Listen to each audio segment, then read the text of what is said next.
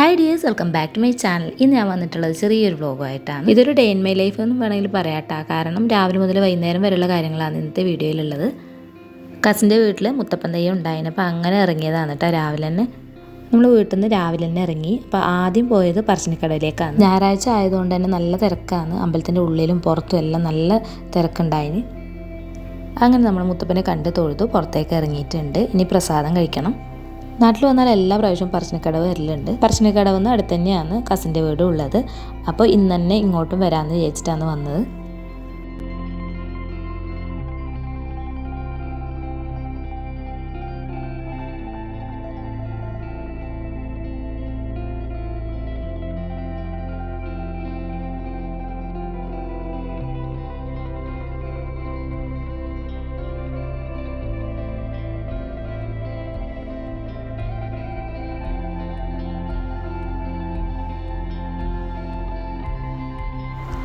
അപ്പോൾ ഇതാ നമ്മൾ പ്രസാദമെല്ലാം വാങ്ങി കഴിച്ചിട്ടുണ്ട്.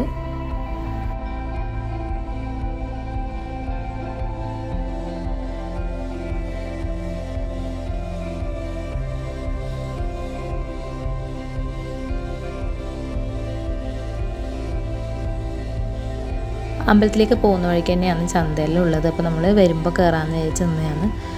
അപ്പോൾ അങ്ങനെ കയറിയിട്ടുണ്ട്.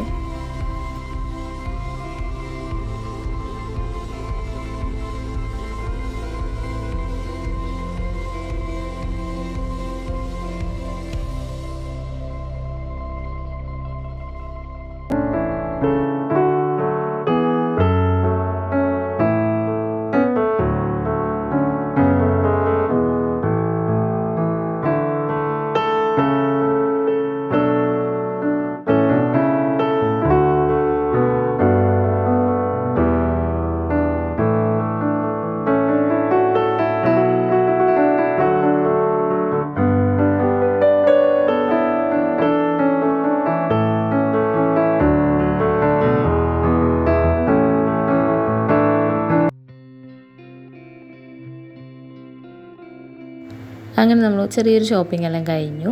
പിന്നെ പോയത് സ്നേക്ക് പാർക്കിലേക്കാണ്. ഇത് ഞാൻ വേറെ തന്നെ ചെറിയൊരു വ്ളോഗായി അപ്ലോഡ് ചെയ്യുക, ഇല്ലെങ്കിൽ ഈ വീഡിയോ നല്ല ലെങ്ത് ഉണ്ടാവും. വീട്ടിൽ നിന്ന് രാവിലെ തന്നെ ഇറങ്ങിയതുകൊണ്ട് നല്ല വിശപ്പുണ്ട്. അപ്പോൾ ഇനി അടുത്തത് ബ്രേക്ക്ഫാസ്റ്റാണ്. ഞാൻ നെയ്റോസ്റ്റാണ് കേട്ടോ ഓർഡർ ചെയ്തത്. കുഴപ്പമില്ല, നല്ല ഫുഡാണ്, എല്ലാവർക്കും ഇഷ്ടമായി. ഇത് സ്നേക്ക് പാർക്കിൻ്റെ അടുത്ത് തന്നെയുള്ള ഇല റെസ്റ്റോറൻ്റാണ് കേട്ടോ.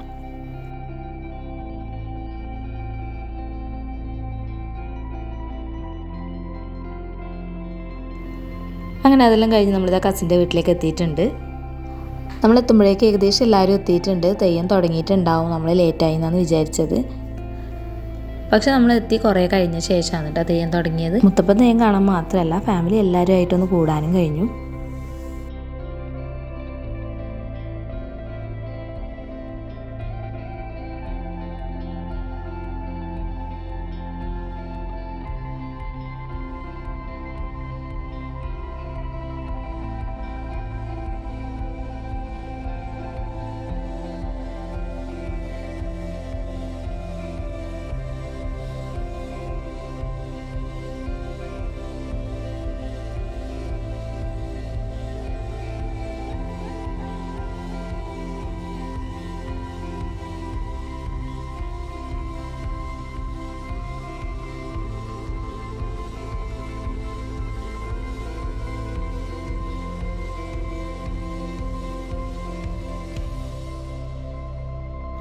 അങ്ങനെ കുറച്ച് സമയം വെയിറ്റ് ചെയ്ത ശേഷം തെയ്യം തുടങ്ങിയിട്ടുണ്ട്.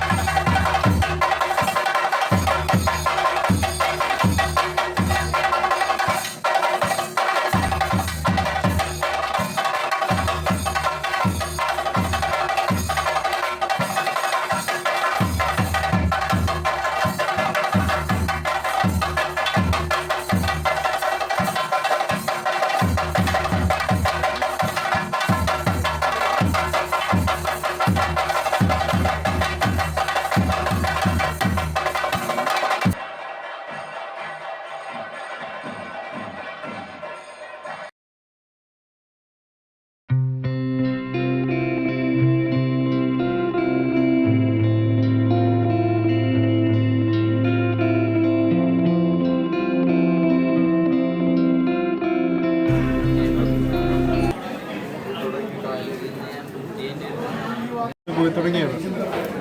ഉളവാനായിരിക്കുന്ന കന്നുകളാണെങ്കിലും ഉളവാൻ്റെ ഓട്ടവും കടവും ബുദ്ധിയും മനസ്സുമുണ്ടാവും. ചിന്തിച്ച കാര്യങ്ങളായി ഇപ്പം മാറ്റമുണ്ടാകും. വ്യത്യാസങ്ങളും മുത്തപ്പം തരണം. കൂടപ്പെട്ടിരിക്കുന്ന ആ കാര്യത്തിന് മറ്റൊരു ക്ഷീണത പുലർത്താതെ കാര്യകർത്താവായിട്ട് മുത്തപ്പം നിലനിന്നാൽ പോലെ ആഗ്രഹിച്ച് വെച്ചിരിക്കുന്ന ചില കാര്യങ്ങളൊക്കെ ഒന്ന് ഉയർന്നു വരാനുണ്ട്. അനുഭവം മുത്തപ്പം തരണം. കിട്ടിയ ഇരുട്ടക്ക ഒരു പരാതികളൊക്കെ മുത്തപ്പനോട് പറഞ്ഞിട്ടുണ്ടായിരുന്നു. കൊണ്ടും പ്രകാരത്തിൽ ഒരു വ്യത്യാസങ്ങളും മുത്തപ്പം തരണം.